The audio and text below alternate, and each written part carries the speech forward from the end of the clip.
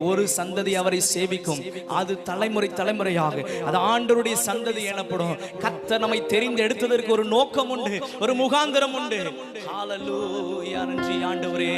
சிறுமைப்பட்ட இடங்களில் எல்லாம் சிரசை உயர்த்தி மகிழ செய்வி. சொல்லுவோம், சிறுமைப்பட்ட ஒரு விசுவாசத்தோடு சிரசை உயர்த்தி மகிழ செய்வி.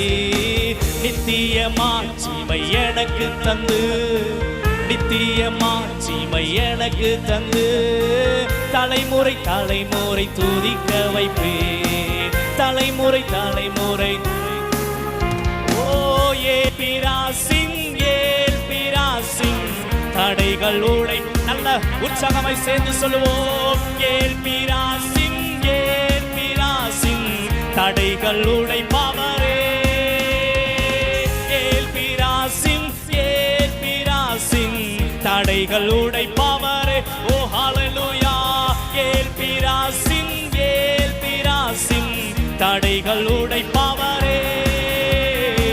துன்பத்தை கண்ட நாட்களுக்கீடாய் இரட்டிப்பு தருபவரே. சொல்லுவோம், துன்பத்தை கண்ட நாட்களுக்கீடாய் இரட்டிப்பு தருபவரே.